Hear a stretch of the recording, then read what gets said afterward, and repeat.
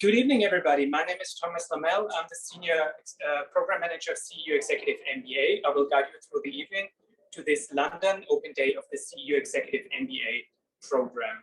If you have any questions, feel free to ask me here on site at Impact Hub London, or feel free to use the chat box on Zoom. We will collect your questions for the Q&A session at the end. We will start with the program presentation delivered by me.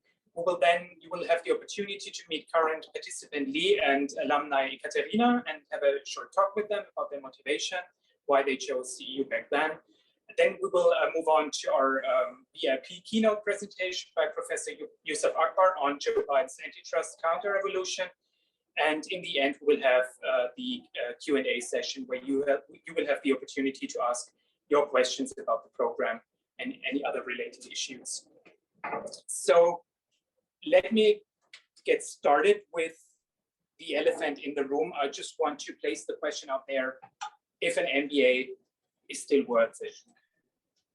You would have to ask this question to yourself, because you don't have to go very far these days to encounter that we're witnessing fundamental transformations in the world in a century. In 2008, we've had a big financial crisis. In 2015, we've experienced a huge refugee crisis, and even now, for over a year now, we're experiencing the biggest pandemic in a century. So you would need to understand that these transformations are part of a much broader set of transformation that is going on right now, and some of them are positive, of course, but some of them are pretty dangerous. And the key question is, how do you as business professionals deal with this situation, and how are you able to prepare for this unpredictable environment? And it brings us to the obvious question that I started this presentation with: is an MBA still worth it? And I will use this presentation in order to show you why we think that an executive MBA is still worth it. So if you're interested in further education, you usually start looking for an MBA program in the city where you live in. What you tend to find is mostly a pretty standard, a pretty so-called vanilla MBA curriculum, without a philosophy, without a mission-driven approach, without any specific perspective. The faculty who are delivering the program are, in most cases, pretty much local, not very much international. So is the student body. It's not very international. It's most of the times it's a very local student body. Some programs in Western Europe tend to be very expensive, at a cost of 80,000 or 100,000 euro at least, and can be quite expensive. But those local programs allow you not to leave your job. If you compare it to the leading business schools in the world, mostly in the US or here in the UK, they often have a very differentiated curriculum. They are very mission-driven. They're very engaged to a certain perspective or a mission. They offer a certain expertise in that field. Because of their full-time format, they actually have a very international faculty and a very international student body.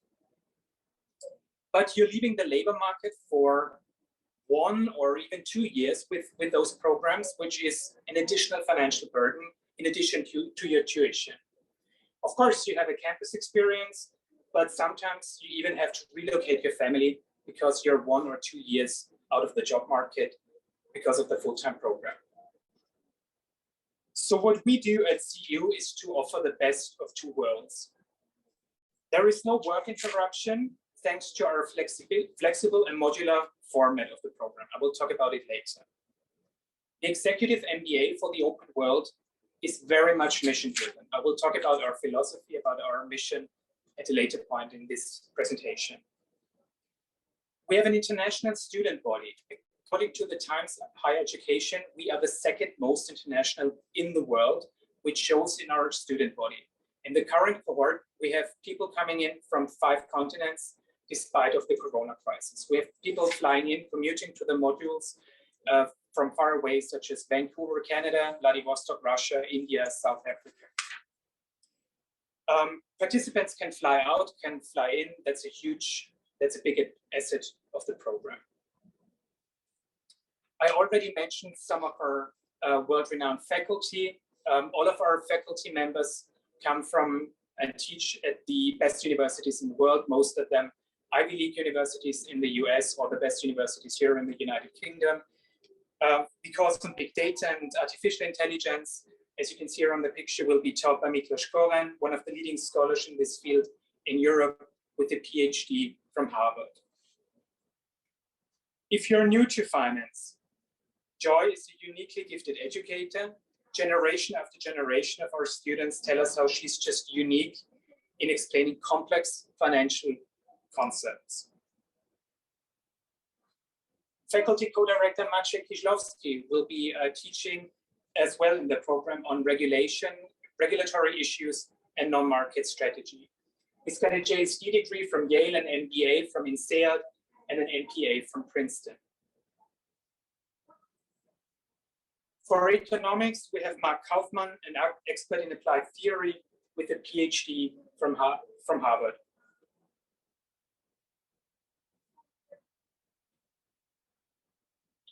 For leadership, we have Austin, our world-class psychologist with executive education experience on 4 continents. He will lead the way. We also have Professor Sofia Barani with a PhD from LSE, actually. She will talk about the future of work with regards to automation, artificial intelligence, and robotics. And if you're already experienced in finance, you'll be placed in the advanced track course with Adam Savadovsky, a leading expert on complex investments with a PhD from Princeton. And for innovation, you'll have Mike Lavelle, who holds a prestigious EU Jean Monnet Chair on innovation. Here's some examples of our visiting faculty: Professor Christian Zelos from Stanford, Miklos Savary from Columbia, Omar Hernandez from Berkeley, Professor Hui Chen from the University of Zurich, or Dr. Milena Nikolova, Chief Behavior Officer at Behavior Smart. Hi. See, right? Yeah, exactly. Please have a seat. So here's what the program looks like. It's a 10-module program. The dates you can see on the screen are not going to change. So you can basically plan your studying around professional and private family activities based on these dates. As you can see, we have 3 modules in the first year, 4 modules in the second year, and 3 modules in the last year. Piggybacking around popular European holidays like November 1st or May 1st or August 15th, when it's easier for you to take time off. In the summers, our bespoke and cutting-edge leadership program every summer takes place on Budapest campus, and you'll have the opportunity to meet visiting faculty that we fly in for you around the world.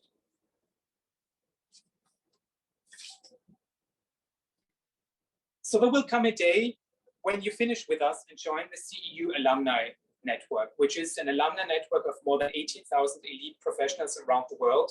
As I already said, CEU is the 2nd most international university in the world, and this is reflected in the alumni body as well. We have basically chapters everywhere in the world. Wherever you go, we have chapters, local chapters in cities, country chapters, and you have always the opportunity to connect to alumni wherever you go in the world. And thanks to our very American approach, this is a network that you can easily approach to.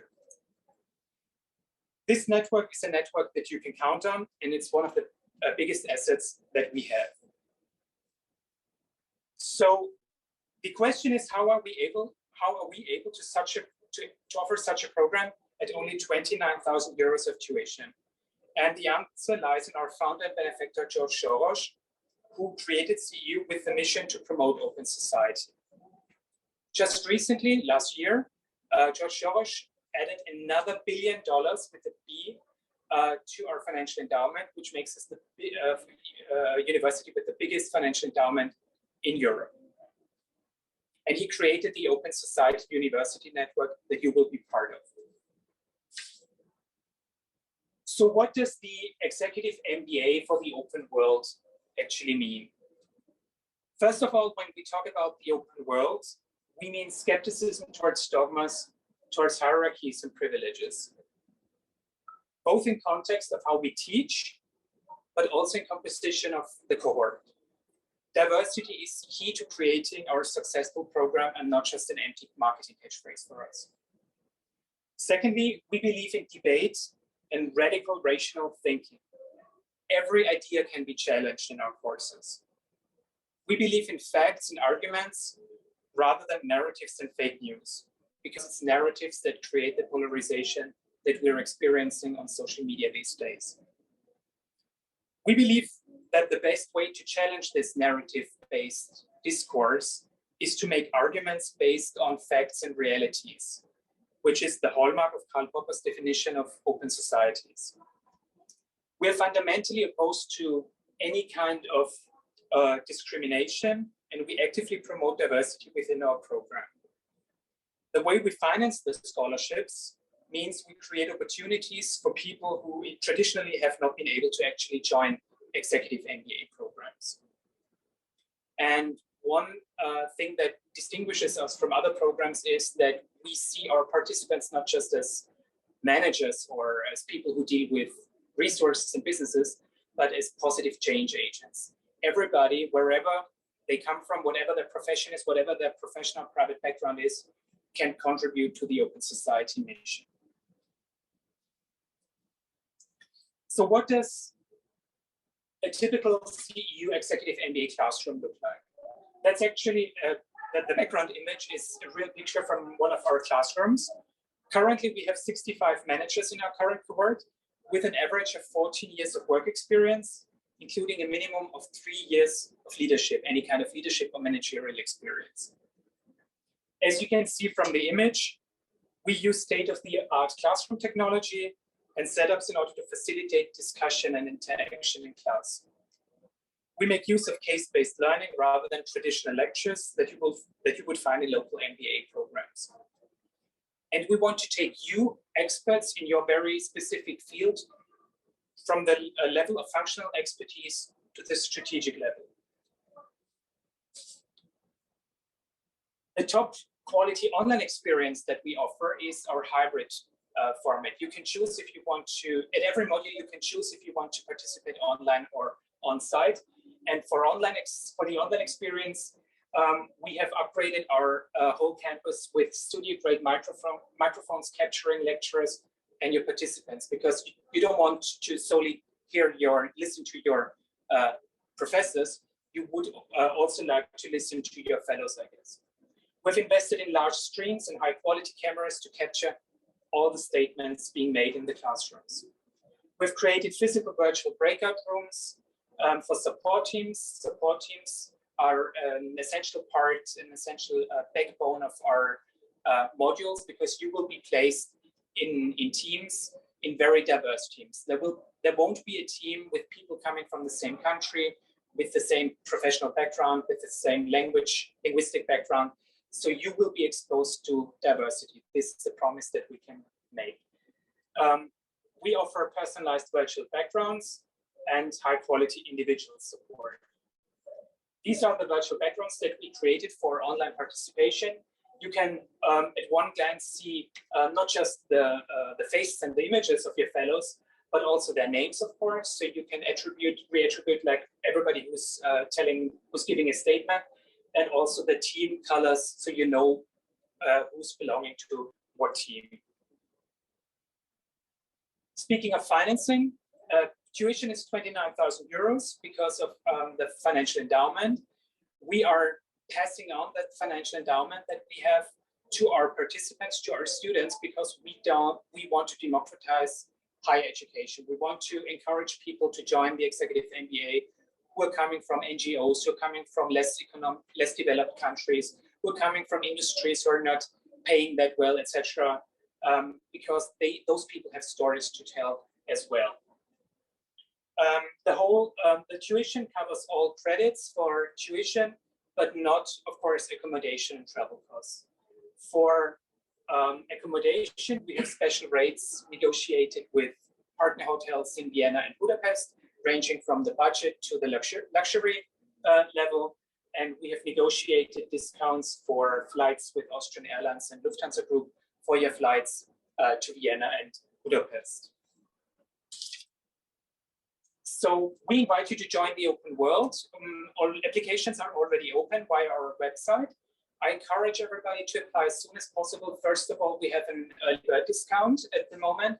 And even more important, we have a come first served policy. So the sooner you apply, the sooner you're able to secure your study seat. The application deadline is March 27th, but as I already said, it's better for you to apply the sooner because you can reserve your study seat. Through our website, you're very much welcome to book a one-on-one consultation with me. I already shared the link in the emails that I shared with you. If you have any specific questions that we cannot talk about on tonight, so you can just book a one-on-one consultation with me. That's the easiest thing to get in touch if you're joining online. So I would like to move on from the formal program presentation part to the part where you have the opportunity to meet people who have actually done the program or are in the program, because it's, of course, it's one thing to hear about the program from us, from the Executive MBA program office, where everybody's so much committed to this program. But I think it's more authentic, more realistic to hear about the program from people who have actually done the program or are in the program. I would like to introduce Lee Kamolins, Head of Evaluation at Quacquarelli Simmons here in London, to share a few words with us and tell us why you joined CEU back then. Thank you very much. Thanks, Thomas. Hello, everyone. It's actually quite terrifying talking in front of real people after 2 years, so do bear with me, and hello to everyone online. So I joined the CEU MBA program this year, actually. We, over the summer, held our first in-person classes in Budapest, which was, actually sort of quite a, quite a scary experience in some ways, seeing like physical environment, but was, so amazing. And I'll talk a bit more about that in a minute. But to sort of answer Thomas's question about like why I joined the program. So my background, I'll just talk a little bit about that. So I come from Australia originally. I've lived in London for more than 15 years now. This is home. And my background was in Australia. I worked in an anti-corruption organisation where we dealt with police corruption and was sort of interlinked with the government.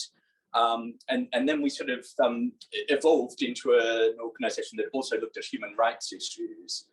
When I came to London, I started working in Whitehall in the civil service, working in the education department, actually, and the company I now work for is a private company working in the education sector. So all throughout my career, I've sort of had this sort of narrative, really, of sort of driving these sort of socially sort of driven causes in my career. And when throughout the pandemic, I was sort of thinking about what, I don't know, I need to sort of do something, sitting here wasting all my time, go back to study. Should I don't know, do a PhD? Should I do an MBA or whatever? And I came across this program, and, it really sort of spoke to, those values that were core to me. I'm sure we'll talk about it more as the night goes on, but like this concept of the open world and the way it is integrated into the program is something I haven't seen in any other program. So the company I work for actually works in the higher education space. So, this is, area that's, so close to my work anyway. I found when I joined the program and got there, I didn't really know what to expect. It was sort of, I don't know, when I arrived there, I found like everyone sort of was really sort of thinking in the same way as me. In a lot of other programs, you get a lot of people who, are basically there to make as much money as possible and screw over the rest of the world or whatever. Every single person in the program really seemed quite socially minded in their approach and, wanted to change the world. You know, when I arrived in Budapest, well, even before we arrived in Budapest, a lot of us connected online, and you know, we've got people who work in, you know, like investment banking, in the human rights sector, someone who works like in shipbuilding, in you know, sort of indigenous rights in North America, you know, someone who works for like an LGBT you know, organization. We've got, I don't know, people who work in, gosh, I can't even think, you know, it's sort of every possible extreme you can think of. Yeah, yeah, the cultural sector, people who work in trade, in you know, the airline industry, in, you know, just everything I could even imagine. And I found, like, when we come together and share our experiences on campus, I don't know, I almost feel like I've learned more than I have from the program. I probably shouldn't say that, but you know, this has been so sort of amazing, and I think it's happened in a way that wouldn't in a lot of other universities that I've sort of dealt with in the past.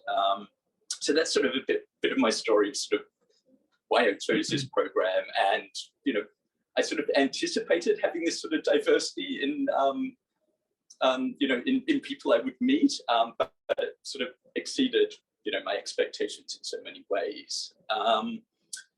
It was interesting when Thomas was going through the faculty and talking about some of the faculty who teach. Over the summer, they had the course with Joy, who was one of the finance lecturers. And to be honest, you know, finance is not really my area. I don't get it, but I do now after this course. It was something I thought would be quite boring, and I found actually it was really, really interesting. And I sort of can't believe someone can make that type of topic so fascinating. So you know, I think the stories, you know, is sort of reflecting on really sort of true in that way. Yeah, so that's, I don't know, that's a little bit of my story. Is there anything else you'd love me to talk about? I'm really happy about what you just shared. I mean, you just joined in August in a very diverse group.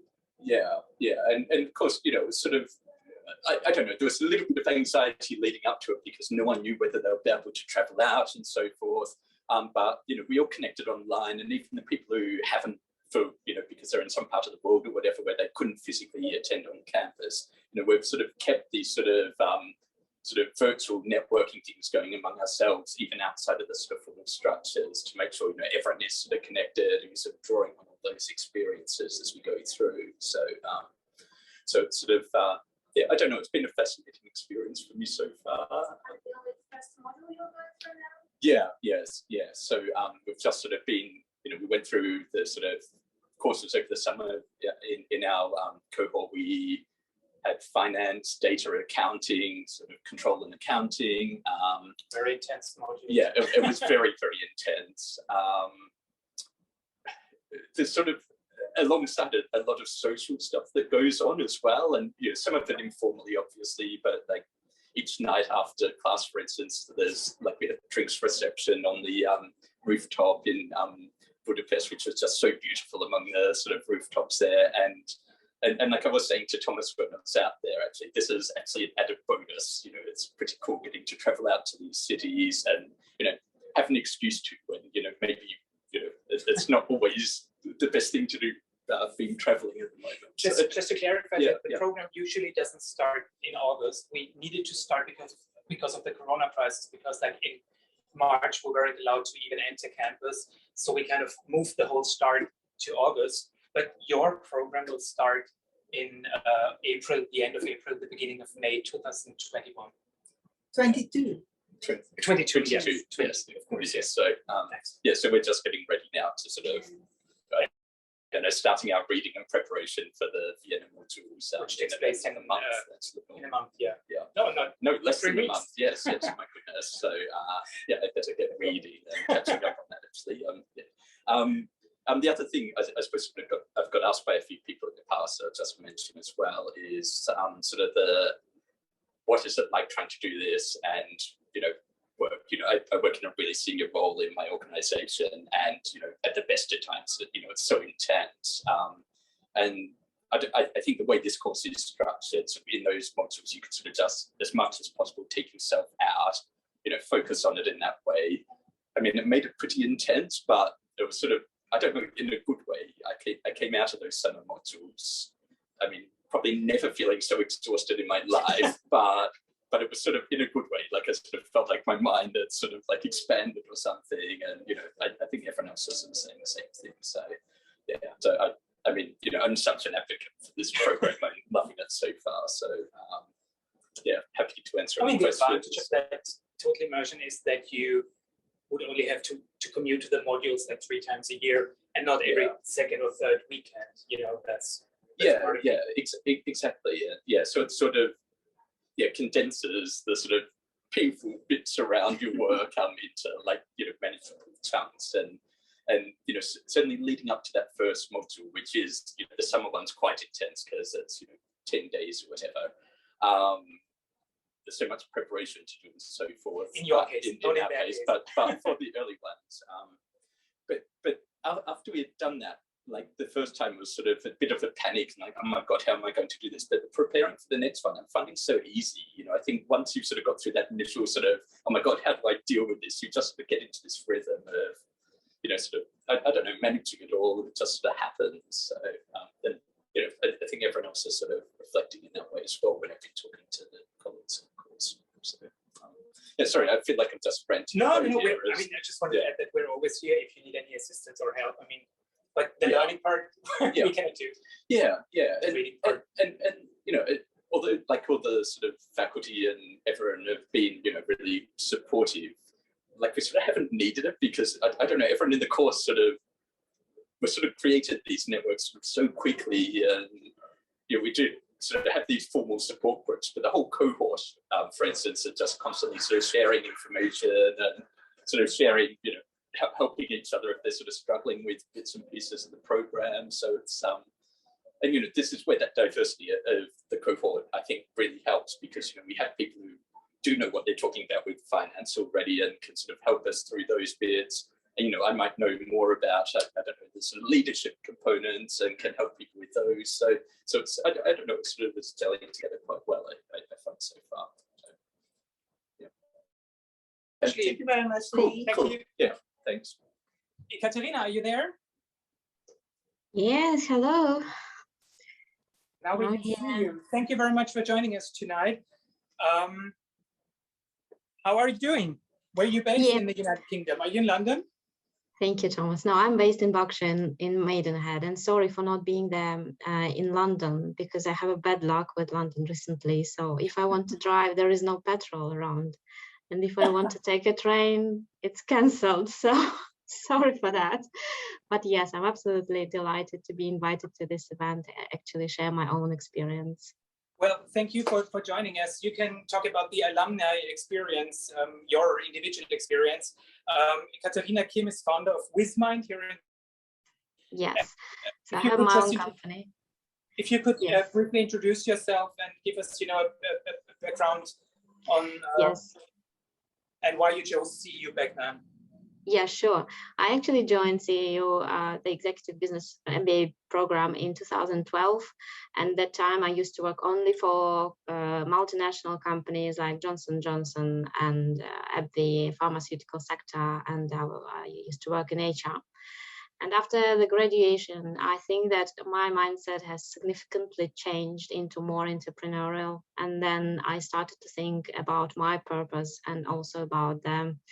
Entrepreneurship as well. So I actually I'm a strong believer in a portfolio career. That's why I have like kind of two lives, two business lives. So I own the company WizMind, which is actually supporting businesses and marginalized groups of people with mental well-being and also with leadership and soft skills coaching, because I started to be interested in the fourth industrial revolution and the future of work. So I started to think about people getting ready for the significant changes in the future with the age of artificial intelligence. So it actually caught my mind. And like meanwhile, I'm also working for the fashion industry as a global learning and development manager, working with 22 countries, working remotely 100%.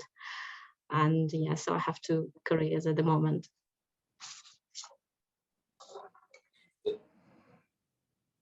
Yeah. Can you tell us about the Alumni Network that you are part of, or that that you were able to enjoy? Yeah, sure. So this is my favorite part actually, because I adore all of the professors, including Professor Akbar as well, sure, and Professor Choi. But I think that the most important and interesting thing was about the network that I actually created during those years. And I'm still in contact with those people. They're still my friends. We help each other. We have, I think that we had 15 countries in the cohort that time. And since that time, I think people moved even more. So people from Budapest moved to Asia, people from Asia moved to Europe, and so on. So we're still in the contact. We created our LinkedIn group and Facebook group. So we're messaging each other, and it's quite fascinating. Lots of them opened either non-commercial organizations or their own business, which is really great. And I think since 2012, yeah, I had some examples of really nice businesses that they created. I also know that some of my classmates, they also became kind of teachers, or they are mentors in this bootcamp for startups in CEU. So it's also very interesting and pleasant to see them also mentoring and teaching new new startups. You just mentioned the diversity in the group. I can proudly report that in the current cohort, we have 35 nationalities. And we not only have diversity when it comes to different nationalities or cultural backgrounds, we also have a very diverse background when it comes to professional backgrounds. We have people coming from culture, arts, entrepreneurship, climate change activism, human rights activism, from the corporate world, investment banking, consultancy, from the medical field. Gender identities, age ranges. So it's a really diverse program. Yes, this is one of the best parts, you know, when we had people from NGOs as well as multinational companies and small businesses. It was really a very diverse group, not only because of the locations, but also the diversity of mindset that we had. So we learned a lot from each other, especially for those people who, like me, who used to work in a corporate environment. It was very interesting to know other points of view on sustainability, and also like loads of things that we learned that time. So I see that you have data management and data analytics course as well. We didn't have this before. So. Exactly, we have big data management, we have network economy, very zeitgeist topics that you would need to understand in order to make better leadership decisions. Ekaterina, thank you so much for joining us tonight, for giving us your time. Thank you very much. I would like to move on to Professor Yusuf Akbar. Great to have you. Professor Yusuf Akbar is Associate Professor of Strategy. He has published over 40 journals, articles, 4 books, and numerous contributions to academic and professional research in strategy and international business. He's founding editor of the International Journal of Emerging Markets and an advisor to governmental authorities. His consulting and professional references include Citibank, Deutsche Telekom, Siemens, Texas Instruments, and Toyota.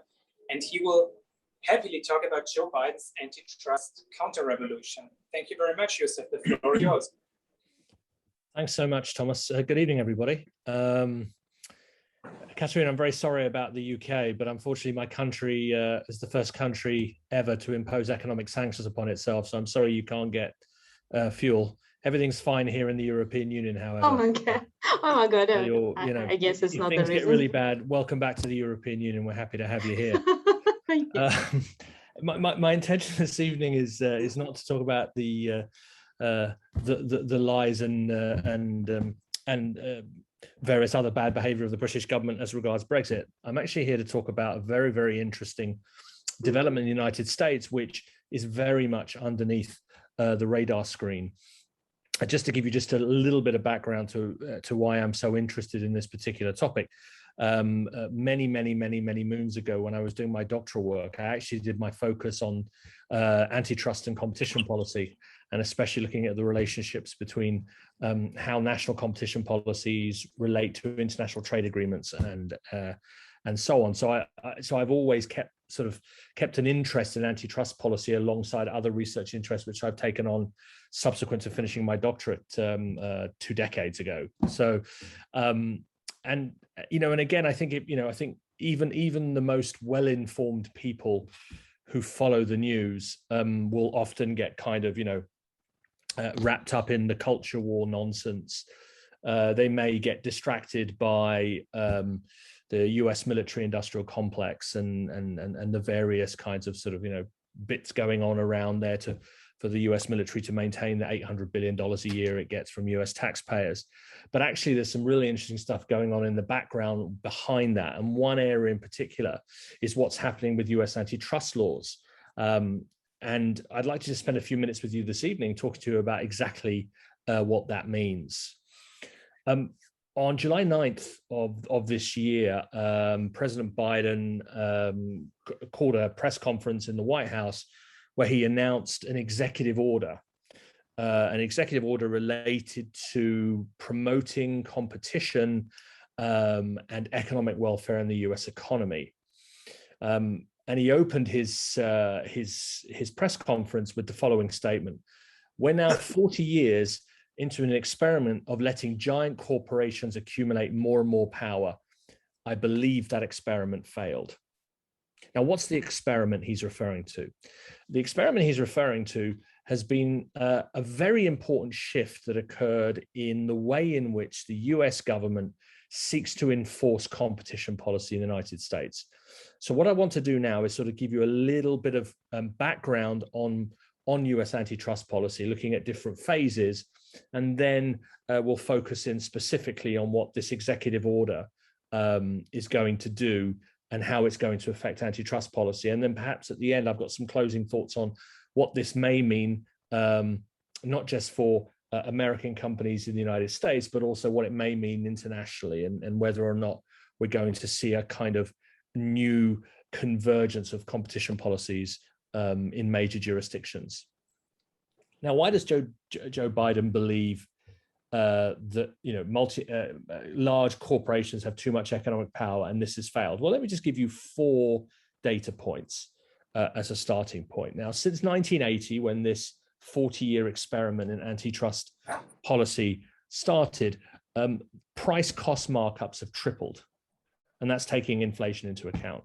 So that's a pretty extraordinary growth in profitability for corporations. However, the rate of new business formation has fallen by 50% in that time. In the year compared to the year 2000, industry concentration, what that means is, the market share across industries in the United States held by a relatively small number of companies, typically 4 or 5 companies, is 75% higher than it was 20 years ago. And during that same period, wages have fallen by more than 15% in a number of sectors which are important to the economy: transportation, healthcare, education, automotive manufacturing, agriculture, and so on. So in other words, what we've been seeing over this 40-year period is increasing profits for companies and falling wages for workers, even though US labor productivity has been rising almost continuously during that period, right? So workers are becoming more productive, they get paid less, but large corporations make more profits. And this is exactly what Joe Biden's getting at in his statement at the start of his press conference in July. So I'm just going to give you a quick run through of sort of the historical development of US antitrust law. And I think there are kind of three distinct phases, which we'll talk about.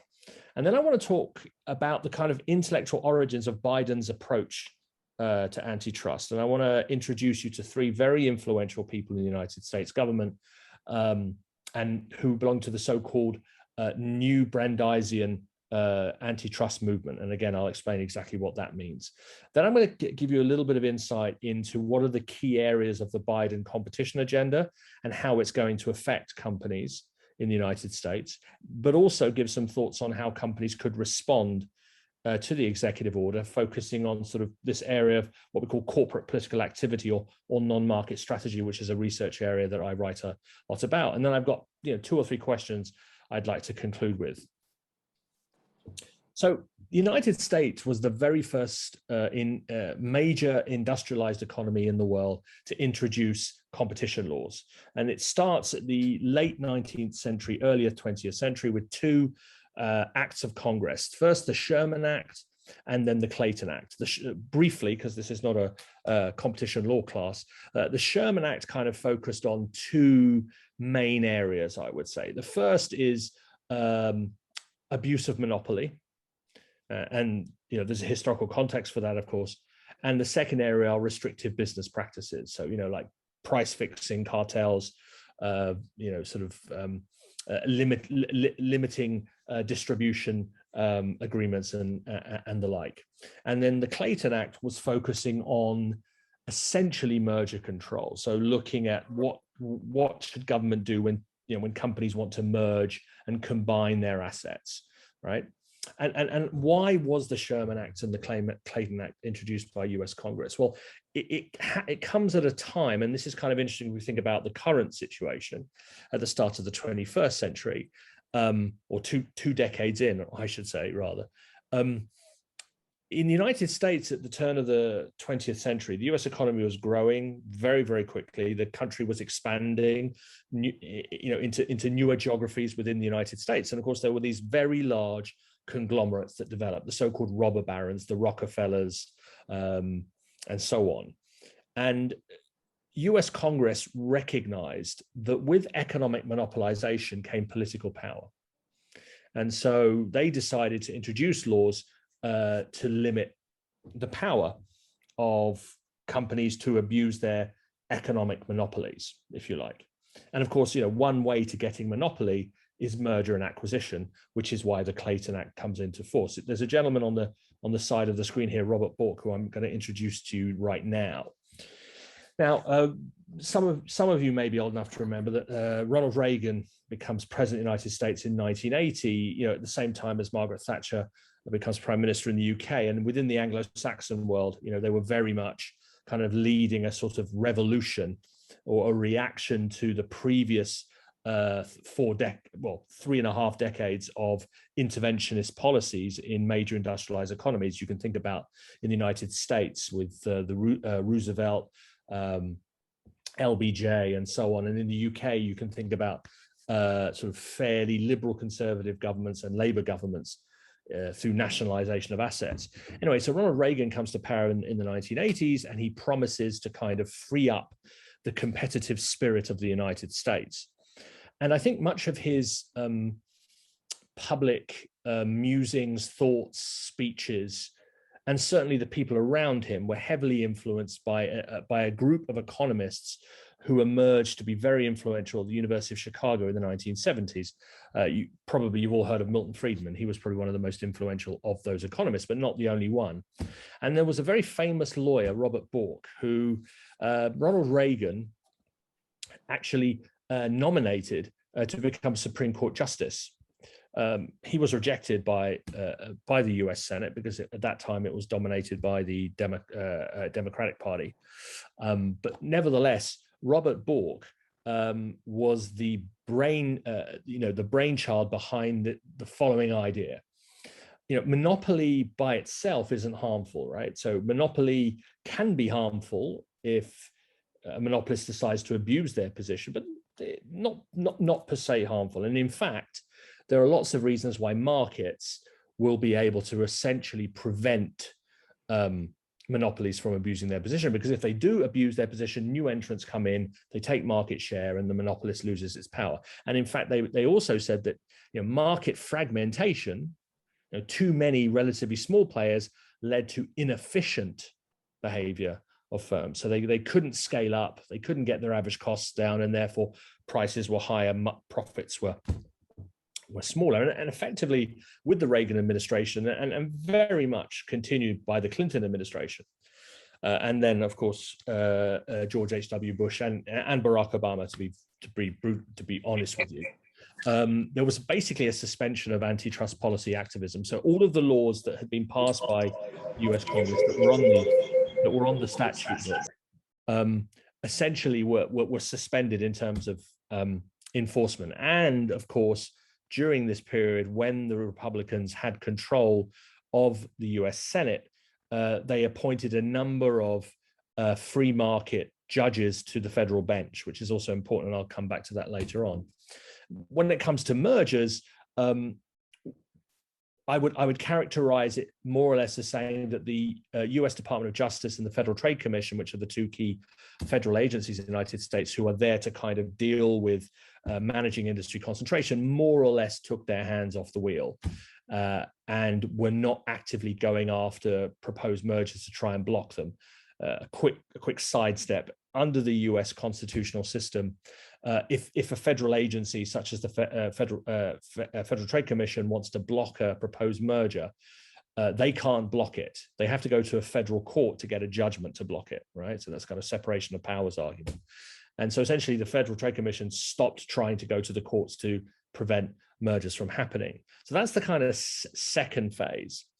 And then as we enter the 21st century, I think something very, very interesting happens in the structure of the US economy. And what I mean here, and this is where my work in strategy comes into play, I think there's a fundamental shift in what you might call sort of dominant business models, and an increasing shift away from what you would call traditionally vertically integrated industries, petroleum, automotive manufacturing, consumer electronics, fast-moving consumer goods. So it's good products and services that we kind of take for granted, and we can consume continuously, towards what we call kind of laterally orchestrated ecosystem or platform business models, right? Where network effects play a very important role in explaining competitive dynamics. And I think these new platform business models, so you're thinking about the emergence of Google, you're thinking about Amazon, you're thinking about the arrival of Apple on the scene, and so on. These new platform business models really challenge traditional antitrust thinking, because what we were seeing with these new platform business models was that prices were continually falling. Now, if you take the view of people like Robert Bork, that's a good thing, and we shouldn't do anything about it. But then a new group of scholars emerge, which are the intellectual underpinning of the Biden approach to antitrust that he articulated in the executive order this year. And I want to single out three very important figures here. The first is a gentleman called Tim Wu. You may have heard of him before. He was the thought leader who developed the concept of net neutrality, right? So in other words, owners of internet infrastructure, like cable companies, for example, or network or telecoms infrastructure, they shouldn't discriminate between entities that want to distribute their content through their network, right? So whether you're NBC or an independent website, you should be able to have the same quality of access to the cables as anyone else, right? And again, this is a very important sort of way of thinking about monopoly power, because we know, it's sort of basic economics, that large-scale networks are typically what we call public goods. In other words, it really doesn't make sense having too many competing networks. You're going to have maybe one or two networks that compete with each other. And of course, if any of these companies decide they don't just want to provide infrastructure, but they also want to provide content, then you have a serious monopoly problem because of the network effects, right? So you get locked into a network, you also get locked into the content that's provided by the network. And Tim Wu kind of stood up and said, this isn't a good idea. We need to create laws which guarantee equal access and bandwidth speed to everybody, irrespective of their size, right? So that's Tim Wu. The lady in the middle is a British woman called Lena Khan, who very, very young person. She she's now Biden's FTC chair in her late 30s. And she wrote a very influential article in competition law circles in the Yale Law Review called the Amazon Paradox. And the paradox is the following. As a user of Amazon, so people that buy stuff on Amazon, they're so cheap. They're typically cheaper for most items than you would find in traditional stores, right? And so, you know, from a consumer perspective, that's a good thing, right? Because essentially we're getting things for cheaper. But she said, here's the problem. When you deal with these kinds of networks, you've got the other side of the market, right? If you look at the way workers are treated, right? If you look at the way suppliers to Amazon are treated, Amazon isn't necessarily abusing consumers, they're abusing their suppliers. And that's an important issue that we need to face up to. And I'll come back to some of the actions she's already tried to take in respect of these platform business models. And then the last person I'd like to bring to your attention is a gentleman called Jonathan Kantar, who this summer was nominated by Joe Biden to be the US Assistant Attorney General with his expertise, with specialization for antitrust policy. He's currently going through the confirmation process in the US Senate right now. So these are three very important figures in the so-called NeoBrandeisian movement. Now, what is the NeoBrandeisian movement?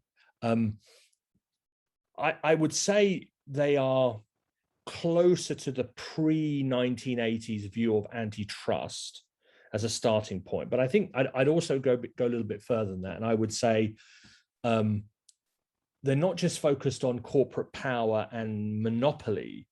I think they're also very interested in how corporate power increases economic inequality, right? So an explicit factor in understanding competitive dynamics is, you know, we may have more competition, prices may be falling, but does economic inequality rise because of excessive competition, if you like?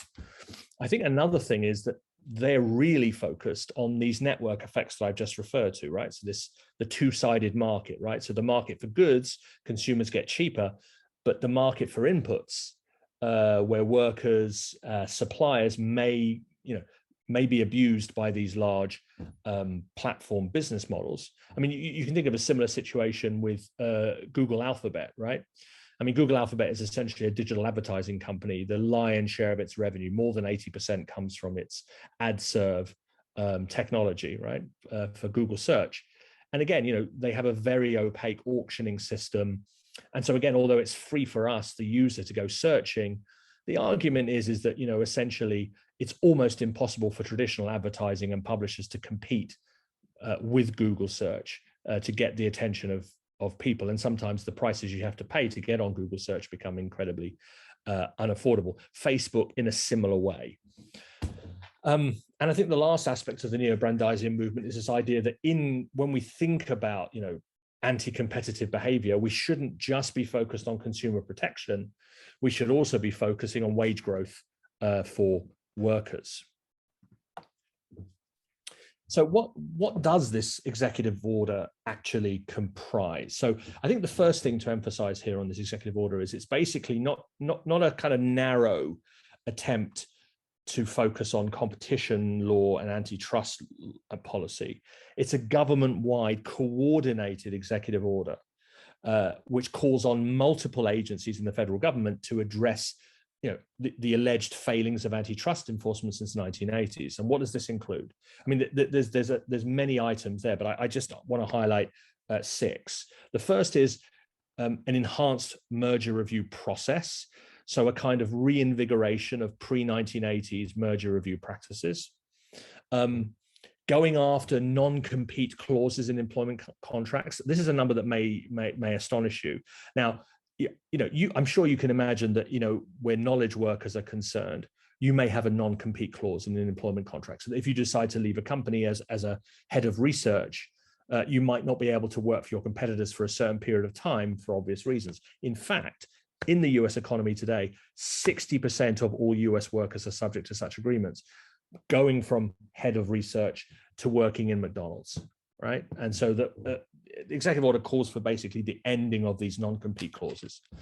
Another fairly egregious business practice that's been allowed to continue without any antitrust enforcement is where pharmaceutical firms that had patents for molecules and drugs, but those patents have expired, have been routinely paying generic producers to not produce the formerly patented drug in order to maintain resale prices of their now out of patent drugs. And again, you know, from a consumer perspective, that means you pay more for your drugs. It's not good for good for consumers. They're reintroducing net neutrality, which was removed when Donald Trump becomes president of the United States, right? So when the Federal Communications Commission, the commissioners are changed under Trump, that 3-2 vote, they basically got rid of net neutrality. They're reintroducing that with this executive order. There's another important area, I think this is very political, which is looking at selective and exclusive agreements for the aftermarket repair of agricultural machinery, which, you know, perhaps you and I doesn't seem to be very important, but in key states in the United States, in the Midwest, this is a very important issue. Essentially, the US government has allowed producers of agricultural machinery, John Deere and the like, to essentially have selective and exclusive repair services. So farmers can't have a choice of repair services. They have to go to authorized repair shops, which of course raises the cost of repair of machinery. And the last area, which is related to the Consumer Financial Protection Bureau, which was created after the 2008 financial crisis, but again was significantly weakened by the Trump administration, is that they're introducing measures to make it much easier for customers to switch financial service providers. So what does this mean for companies? I think there are three big takeaways here for companies, right?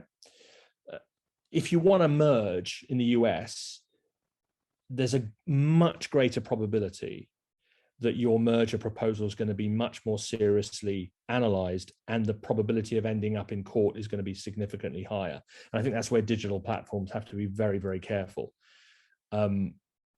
Google hasn't actually invented anything in the last 5 years. Any new idea that Google has released to the market has been through acquisition. We know about Facebook acquiring Instagram and WhatsApp. Again, Facebook has not done anything seriously innovative in the last 5 years. So these company strategies, which are based around acquiring new ideas, those things might become much more difficult in the future. As I mentioned before, I think that, you know, going after consumer protection in a much more broad sense, I think is going to have a major impact on industries where they've had a fairly cozy set of relationships, which have led to higher prices being passed on to consumers. And I think, you know, the ending of non-compete clauses may end the period of wage suppression, which, you know, has basically affected 1 in 5 US workers in the last decade.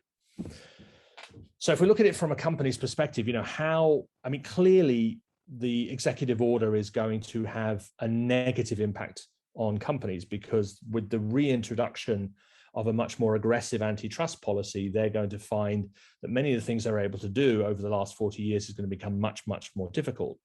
So what can the companies do to kind of respond to this significant shift in US antitrust law? And I'm borrowing two kind of concepts, one from a very influential study done by Hillman and Hitt in 1999, and another perhaps less influential study done by myself and my colleague Maciej Kieślowski, looking at corporate political activity. And what Hillman and Hitt did in 1999 is they classified different kinds of corporate political activity into information strategies, where companies act as experts or technocratic leaders and provide information to regulators and politicians. Financial strategies, which in the US, of course, is very straightforward. That's, you know, it's straightforward, giving money to politicians for their election campaigns. It's basically corruption, right? And then you've got constituency building strategies, which is where companies work together through industry associations to influence politicians and regulators. And then myself and my colleague Maciej Kieślowski, we try to classify this kind of corporate political activity into whether it's a reactive approach posture or a proactive posture, right? So just again, for the purposes of this discussion, because there are many more things that companies can do, I just want to bring up 4 areas which kind of stand out. I think the one thing that companies can do is they must enter into a very, very lively and active dialogue with the Federal Trade Commission to limit changes. Now, although Lina Khan is chair of the FTC, there are other commissioners. So, there are ways in which companies can kind of use their technocratic expertise to kind of influence members of the FTC to kind of limit some of the changes that Lina Khan would like to introduce. If you're a competition lawyer in the United States, this is great. I mean, there's going to be a massive increase in the demand for competition law firms, and I suspect the US government's going to be hiring a lot of antitrust lawyers in the years ahead. I think when it comes to dealing with the public debate and also dealing with US Congress, I mean, obviously that's going to take place through the media. It's going to take place through elections. So this is financial strategies. It's also going to take place in terms of creating these kinds of, these sort of grassroots political action committees and so on that can kind of, frame the debate in a broader sense, because of course, there are midterm elections in 2022, another presidential election in 2024. So this is an opportunity for companies to kind of have their word said. And then I think the last area is, the companies can basically just, preempt federal action by removing or modifying current labor contract practices, which might take the heat off companies. So the first two are largely reactive, right? Kind of dealing with what's been handed to them. And I think the second two are much more proactive, right? So companies can go out there and set the agenda, frame the debate, and they can take actions before the federal government steps in. I think there are two caveats to this story about impending change in antitrust law. I think the first thing is, as I explained to you, under the separation of powers in the US Constitution, federal agencies can't just take actions without often having to go to a court. And within antitrust law, it's absolutely necessary. So many judges may be sympathetic to the 1980s antitrust posture that I described at the start today. And I think that's worth noting. So even if the FTC makes the case, if the judge is not predisposed to those arguments, they could reject those arguments. And the Republicans have been putting a lot of conservative judges onto the federal bench in the last 10 years. And I think also US Congress, let's just say after the next midterm elections in 2022, perhaps the House becomes Republican, and maybe they can, flip the Senate. The map is not as good as it was in the last midterm elections for the Republicans, but that could happen. And in that situation, of course, US Congress could introduce measures to limit the ability of US federal agencies to enforce provisions, particularly when you're looking at sort of the confirmation of key people in the agencies, right? Because the Senate has to confirm those. So they could kind of slow walk those processes, making it much harder for these things to be introduced. So, I'll finish with three questions. First of all, does this new Biden approach herald a more global change in antitrust laws? I mean, we know that the US is historically a leading indicator of change. So when the Americans in the 1980s start having a much more permissive antitrust policy, other countries followed suit later on. So, if we go the other way, if the pendulum swings the other direction, do we see a similar thing happening elsewhere? In particular, do we see a convergence between US antitrust laws and EU competition policy, which would be a major change because they're the two most important competition authorities at the moment? I mean, China is becoming more important, but we certainly think of those two as the big two antitrust agencies. And last but not least, will Lina Khan be able to go after the Silicon Valley tech platforms? I'll give you one data point. Lina Khan has already gone to a federal court asking for the breakup of Facebook. So she's essentially asked the federal court to require Facebook to spin off Instagram and WhatsApp. And this summer, the judgment was handed down by the federal judge, and the judge threw out the case, arguing that the FTC hadn't proven that Facebook was a monopoly. But the key point here is, while the initial ruling was disappointing for the FTC, the judge didn't say, don't come back to my courtroom, this is a waste of time. The judge actually said, come back with a better argument.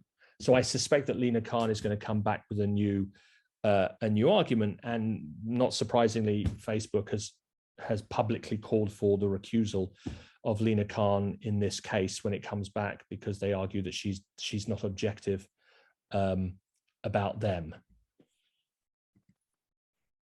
Thanks very much. I hope you found this presentation interesting. And Thomas, I don't know whether or not there's going to be time for questions, because I know you've got other things to do, but thank you very much. As always, thank you very much, Yusuf. There's always time for engaging with you, and I've put you on microphone here on site, and people online have shooted in question as well.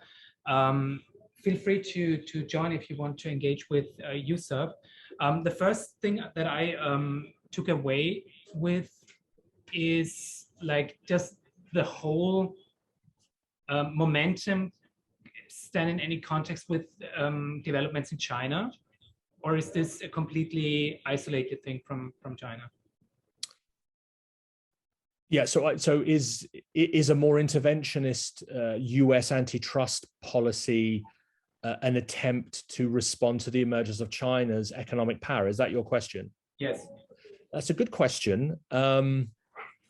My sense is, because I'm not at all an expert on Chinese competition policy, my sense is this is actually part of a broader shift away from kind of the neoliberal project, which Biden referred to, which I think is almost independent of what's going on in China. Of course, you know, a more proactive US antitrust law can, of course, create opportunities for the US government for industrial policy. So picking winners, promoting American companies. But I won't stick my neck out at the moment and say there's an explicit link between what's going on in the US right now with competition law in China. Any questions from the audience here? Yes, sorry, do you think Biden has enough time to implement the changes? Because 4 years is quite short period of time for such fundamental change. It's, I think, a bit too late.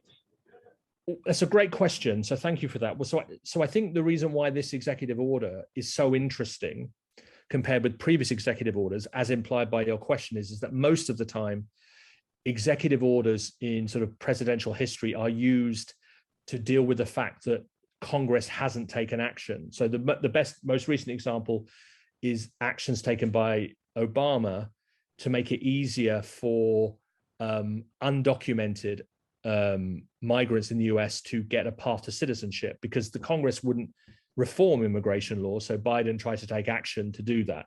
And of course, the moment Biden, as you suggest by your excellent question, the moment Biden steps down, Trump comes in and immigration policy becomes much tougher, right?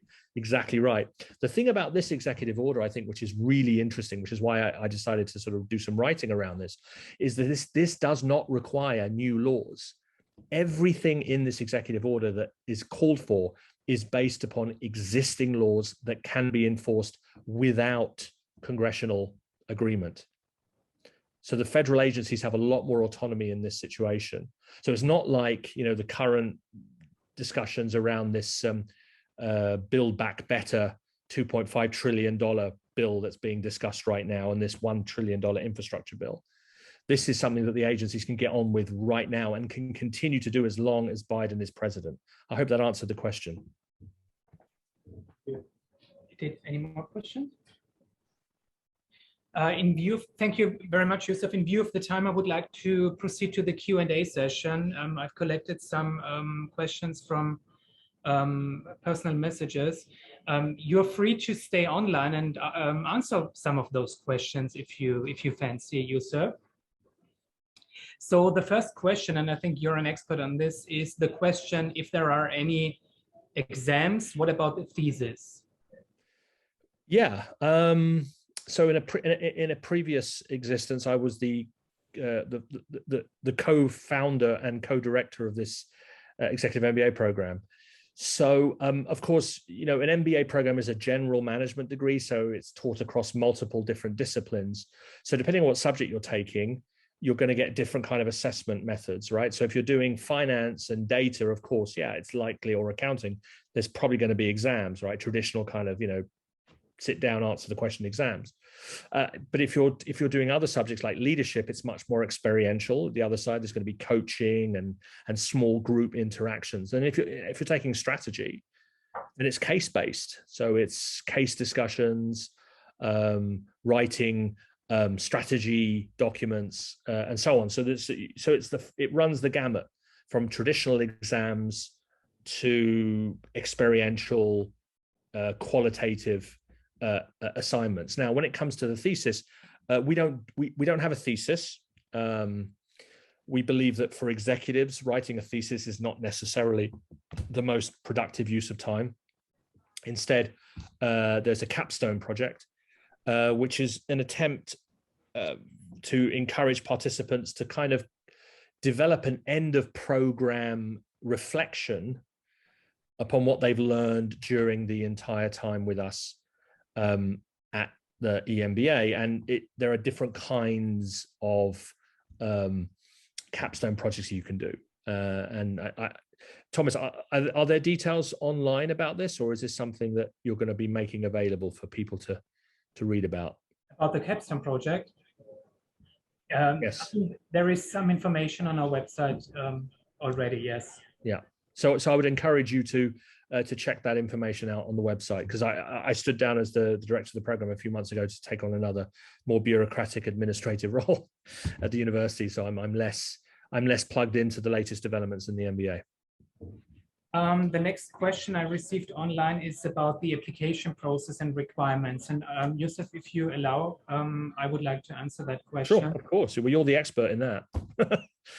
So the application requirements are pretty straightforward, that we require applicants to have at least 8 years of work experience, with at least 3 years of managerial or leadership experience,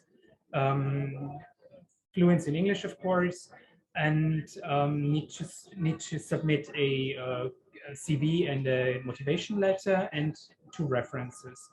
That shouldn't be a problem to come up with those documents, and an undergraduate degree in any kind of field of study. The application process starts on our website. It's an online application, 100% online application.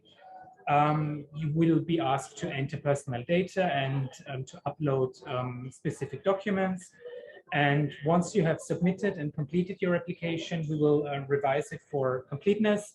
You will be invited for an interview, and based on the score that you have achieved in that interview, you will receive an admission decision. And the whole process usually takes only a couple of weeks until the admission decision will be sent to you.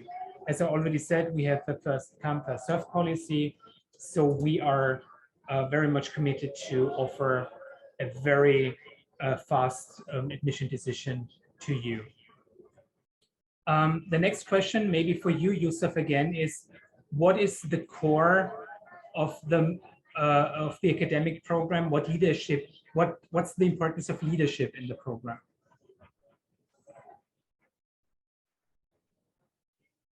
You're muted. 18 months of Zoom and I still am muted. Sorry about that, everybody. Let me start again. Thank you very much. Great question. I mean, this is an executive MBA program. And so obviously, given the level of experience that people have, leadership and the development of leadership competences are super important. And the way we've developed the leadership program at the EMBA is it's taught over the 3 years. If you remember from Thomas's his slide where he showed you the way the program runs over the modules. In the first year, it's called good decisions. So, how do you make decisions as a leader? The second year are what we call good cultures. So how do leaders create effective organizational cultures? And then the final year is what we call good life, which focuses more on the kind of more holistic view of work-life balance. So we're hoping that by the end, well, we're confident rather than hoping, we're confident that by the end of the program, as practicing managers, as already successful people, we're going to help you develop some competences and capabilities which will help you do your current leadership roles, but also hopefully give you an opportunity to get promotion and progression within your chosen career. Thank you very much. In view of the time, I would like to come to the last question, which is a very important question usually, which is the question about financial support. We are, as I already mentioned, we have this big financial endowment, and we are happy to pass on this financial advantage to our participants through scholarships and fellowships. We offer a variety of financial support. We offer, first of all, the Open World Scholarship, which aims at people who have achieved something or who are working in the field very much aligned with our mission, who have contributed to building up, to strengthening open societies. Could be in the corporate world, could be in the human rights activism, could be in NGO, but that's kind of the focus of the scholarship. The second stream is, the second option is our need-based scholarships, as the name already implies. Only your income and the country of your residence is taken into consideration. Everybody could apply for such a need-based scholarship, which is non-competitive and only takes into consideration your income situation, because on the international level, it makes a difference if you're a manager in Hungary or in the US or in South Africa with regard to your income situation. And the third option for financial support are our country-specific merit-based scholarships.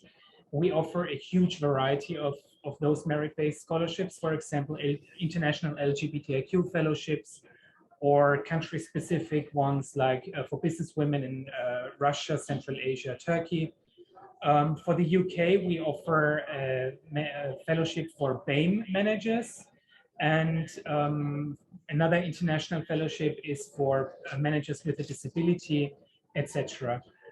If you would like to have further consultation on financial support, I think this would be a better opportunity to have a one-on-one consultation with me, because it's very delicate and a very personalized information that you're likely to share in those meetings. So feel free to book a one-on-one consultation. The link has already been provided in the chat box, and people who have joined on site already have the link in the email. I would like to thank Lee and Katharina and Yusuf for joining us tonight. If you have any questions, feel free to get in touch with me by email or the one-on-one consultation. Thank you everybody for joining us tonight, and enjoy your evening. Have a good day. Have a good night.